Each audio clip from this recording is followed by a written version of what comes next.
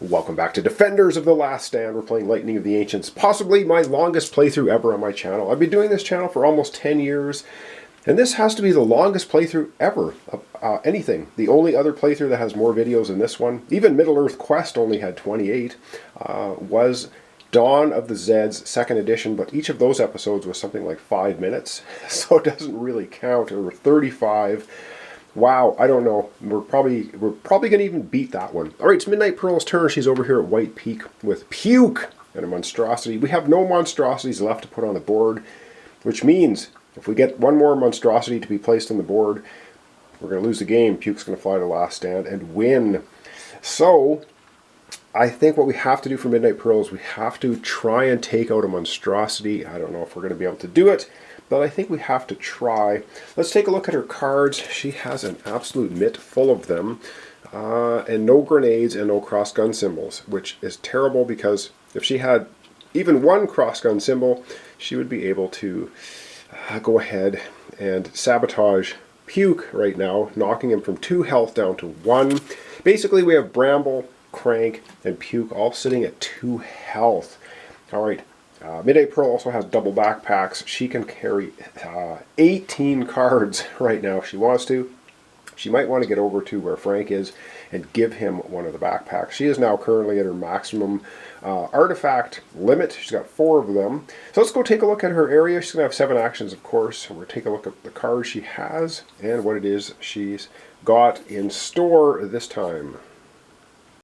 Alright, so Midnight Pearl's got, of course, Jinx, which is going to be key. I think I don't know. I think we want to try to take out Puke this time. I don't know if we can do it. Maybe Midnight Pearl can. I don't know. We got to take out that Monstrosity first before we can even attack Puke. She's got 2 backpacks. She's got the high octane fuel, which we know all about. You can move 3 for motorcycle cars instead of 2. Then you have to roll a die. If you roll a 1, you lose your fuel. She's got Toolkit. She can re-roll any failed dice on a tech check. She has a supply run. Hasn't got to it. Probably won't. I think we really are in a rush now to defeat the leaders. We've got to get rid of Puke. She's got Sabotage Camps, Cross-Gun Symbol, just one of them. We don't have that, though, this time. Deadly Blade, she gets to roll 1 extra die against Raiders, not Puke or Monstrosities. So, yeah, there's that. She has Mutation Resistance. She has a 2 resistance instead of a 3. With Radiation Resistance in her mutation. She has Mutation Resistance. If she's going to get a mutation, she can spend a Karma token, which we don't have. There's no Karma tokens left on the board either to just bounce that. All right, back to the board. We're going to have Midnight Pearl taking her 7 actions. All right, so it's not an action, but the first thing we're going to have Midnight Pearl do is we're going to have her cash in a couple of these shield cards of Puke and a Crank. I know we shouldn't cash in the Crank or the Puke cards because we're going to need them to attack Puke, but I have another plan. Special cards always have a number of dice on the bottom of them to roll against leaders, so that's kind of what I'm hoping for, because with Puke you have to discard your cards, 1 for randomly for attacking Puke and 1 for every mutation you have. So she has to get rid of 2 cards in her hand, Puke dice cards, even before we attack Puke. So we're going to go ahead and cash these in right now for a special card. Let's grab the special card and see what we get. And we're mostly looking at this right here. Any leader, we get to roll 2 dice. That is good. It's a Sabotage, Discard, Destroy, and Oil. All oil and ammo depots on a single location. That's also good. You don't get the bonus for destroying the oil and ammo depot, but I'm really looking at the double dice. And you can have a total of 3 special cards. She now has 4 artifacts and 2 special cards, so she's getting close to the limit.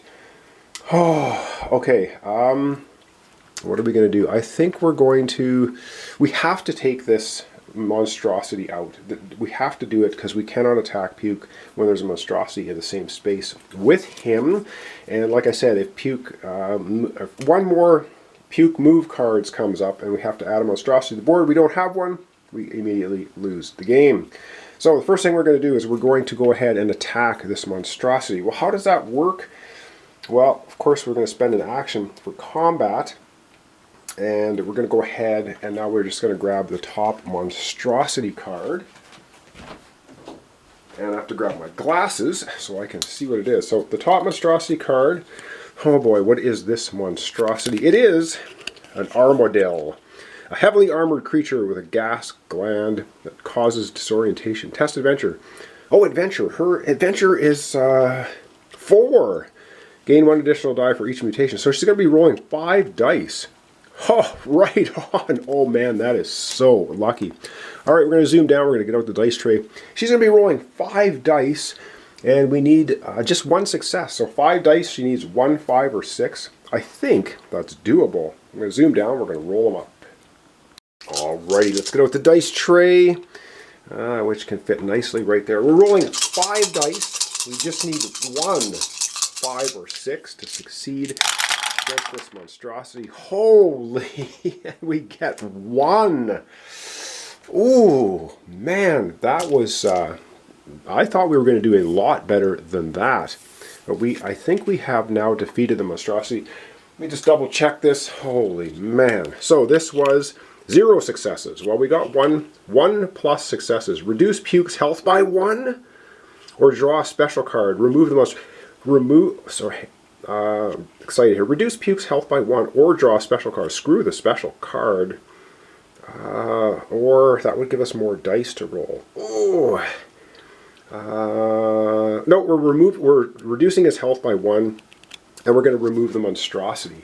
Nicely done. So the monstrosity has been eliminated. That saves our bacon a little bit. And Puke is going from 2 health down to 1 health. And now I wonder if Midnight Pearl should take on Puke right now and end him. I think we're going to try that. I think we're going to try it. So let's take a quick look at Puke, because he's got a special ability when we attack him. So yeah, let's get over there and see. Alright, so taking a look at Puke combat skill. So prior to attacking Puke, each ranger must discard a random defender card from their attack cards played, plus a random defender card for each mutation they possess. So basically, Midnight Pearl has to get rid of 2 Puke cards. And yeah, we need a 4+ to hit Puke. He has 1 health. So let's get back to where we need to roll some dice, discard some cards, and see if Midnight Pearl can use those deadly blades and skewer Puke and get rid of him. Okay, things are getting pretty exciting here. We've got only 2 Puke cards, so we have to play both of them, which would give Midnight Pearl 2 dice, but unfortunately these 2 cards need to be discarded, 1 for her 1 mutation and 1 for just attacking Puke. So boom, they are gone. However, we do have this card. We're going to use 2 dice to attack Puke. So we get 2 dice. So that special card is used for attacking the leader, and we're going to use Jinx. You may exhaust Jinx prior to making a test or combat roll. We're making a combat roll against Puke to modify all dice by +1. So whoop, we're going to use Jinx to give us a bonus. So bottom line is, you normally need to roll a 4+ to hit hit Puke. We just need a 3+. He has 1 hit point. The only thing that's going to screw us over is if we roll just 1s and 2s. Otherwise, we're going to end up taking out Puke. Come on, Midnight Pearl. Let's do it. Oh, yeah. 2 hits against Puke. We're going to see you later, pal. You have been destroyed by Midnight Pearl. That is freaking awesome. All right, yeah. So basically, Puke has been eliminated. Yes, way to go. That was only her 2nd action. Wow, took out the monstrosity, took out Puke. Nicely done. Now we're going to take a look at Puke's card again. Each ranger in the battle suffers a battle. That's if you lose. However, we've defeated Puke, Slayer of Puke. The Slayer of Puke inspires fear in things that know no fear, enabling the Slayer to automatically scatter monstrosities on sight. Simply moving on to a location with a monstrosity puts it to flight. Remove the monstrosity from the board. Wow, she's just going to scare them away. They are deadly scared of her now. When Puke is slain, draw 3 defender cards for each ranger involved in battle. In the combat, distribute the cards among the rangers. So basically, what's going to happen is Midnight Pearl is going to end up getting 3 cards. Right on. So she gets 3 defender cards. Just grab them quickly. 2, 3, for defeating Puke. Come on. Oh my god, still no cross-gun symbols and still no grenades. Darn it. Alright, so these are her cards for now. Yeah, and she has lots of cards. And she has 5 actions remaining. Wow, destroyed puke. All right. And of course, we are going to look at this too, because advance the stage 2 card, 3 card once you have another leader has been slain. So 2 leaders have been slain. All right, so hard times. Prepare to draw 2 cards and 2 defender cards. Oh, 2 raider cards, 2 defender cards. Form out raider placements on the first card only. Move leader to the next location on both cards. Activate event the second card.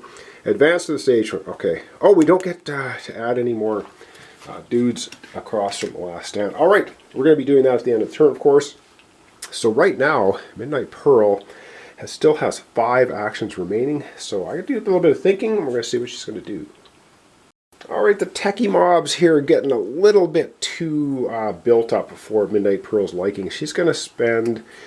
does she have a motorcycle card? She does, but I do kind of want to keep... Oh, we've got a motorcycle Bomba card. We're going to use it. Of course, Bomba's defeated already. This is going to allow her to move 2 spaces, 3 if she uses the high-octane fuel. She's not going to use the high-octane fuel, though, because she's just going to go 1, 2 to the atomic plant. And now that she's at the atomic plant, so that was her 3rd action, her 4th action at the atomic plant is going to be attacking these techie mob dudes. And she's going to get 4 dice, of course, because she's got the deadly blade. She gets the +1 die. And we only need a 3+ to take out techie mobs. So let's see what she gets. Oh man, she gets 3 hits, a 6 and 2 4s. She is on fire today. All 3 of those guys absolutely annihilated. Love it. And now I do think she wants to get over to where Frank is, because she's going to give Frank the backpack. I think that's what we want to do. So just give me a second, I can figure out how to do that. I think we're going to use a kite card. Does she have... Oh, does she have a kite card? We can use a puke kite card. Right on. That's going to allow her movement of 4 spaces. So for her next action, she's going to go over and say hi to Frank and let him know that puke is no longer a threat. Alright, so Midnight Pearl's right here at the atomic plant, and she can cross all lines now because we're using a kite card. So she's just going to go 1, 2, 3, right here to Frank. And when she is with Frank, I think it is an action to do an exchange. I'm going to have to double check the rules on that. I'll come right back. Alright, so it is a free action to trade artifacts, and so what we're going to do, I mean, it's pretty simple trade action here. We're just going to go ahead and we're going to have Midnight Pearl give 1 of her 2 backpacks right to Frank, and that means Frank now can have hand limit of 14 instead of the 12. So now both Midnight Pearl and Frank have a hand size limit of 14. 12 is the normal hand size limit. And Midnight Pearl still has 2 actions remaining as well. And I think she might want to go and start annihilating other things. So actually, she's got 2 actions remaining. So readjust the camera, and we're going to get her doing something here. Alright, so Midnight Pearl is going to take her second to last action and move right there into White Crater. And of course, these 2 monstrosities flee in absolute terror as Midnight Pearl strides in there with, I guess, Puke's head on her belt or something. And they just are out of there. For her final action then, what does she want to do for her final action? Maybe move to Last Stand. I think she's just going to move into Last Stand as her final action. I was going to go ahead and attack the techie war party there, or techie mob, but I think she's just going to move to Last Stand. And that's going to be the end of all of her actions. What an absolutely spectacular turn for Midnight Pearl. We have taken out, now Bomba is gone and Puke is gone. Love it. I'm going to zoom out. She's going to then grab, I think, we're doing 2 Raider cards this time, and she gets 2 Defender cards as well. Wow. Okay, that was a super, super good turn. Come on, let's get some cross-gun symbols and some grenades. And she gets, alright, she gets a cross-gun symbol this time, and she gets a motorcycle card. Alright, so she has now she has lots of Bramble cards, lots of Crank cards. I think we're gunning for the final leaders here very, very shortly. So yeah, we've got Bramble and Crank left to take out. Bramble's at 2 health, Crank's at 2. I think we're doing pretty good. All right, just to recap. So that was her 2 Defender cards. And so we're going to be drawing 2 Raider cards. Perform all Raider placements only on the first Raider card. Move leaders to the next location on both cards. Okay, so and what was the event? Activate event on the second card. So do we not activate the event on the first card? Okay, draw 2 Raider cards. Perform all Raider placements on the first Raider's card only. So we just do placements on the first Raider card, and we move the leader on both Raider cards, and we do the event on the second card. Okay, got to keep this all in my mind. All right, we don't do the event on this card, but we're going to place Raiders, and we are going to move leaders. All right, so McCormick Farm gets 2 Earther War Parties. Okay, that is not good. That just caused us an overrun. Let me readjust the camera and we'll do that. Alright, well here we are at McCormick Farm, so we would try to place 2 Earther War Parties. We can only place 1. The second one causes us an overrun. Oh boy, which means we're going to get an oil and ammo depot. Here we are going to get an Earther War Party at Ashtown. We're going to get 1 at Red River Island, and we're going to get 1 down here at the Burning Sands. And everything else, solid lines, you do not overrun into. So there'll be no overrun here and no overrun here. All right, what else do we have? Now we have advance 1 leader, but we're not going to look at the event on this card. This is the first card. So we either take Bramble or Crank and move them 1 space. I think, okay, I'm going to readjust the camera and we're going to move 1 of the leaders. And I think the leader we're going to move is Bramble. We're going to have Bramble move here. I don't think they come with anything. No, they just move. They don't show up with any of their cronies with them. So that's the first card. So the reason I moved Bramble is we have a barricade here. What the barricade does is it will bounce a leader's movement once. They'll basically break the barricade, but they'll stay where they are. So if Bramble gets to Joey died here and then it says move to last stand, we'll break the barricade first. So we get kind of a bonus move for Bramble. All right, that was card number 1. Card number 2, we're going to do the event. Perform all Raider placements on the first Raider card only. So we're not going to place any Raiders from this card. We are going to move the leader, and we're going to activate the event on this one. So we ignore the top part. So Crank is going to go to last stand. Nice try, Crank. You are a long way from last stand. Not happening. We get a radiation flare.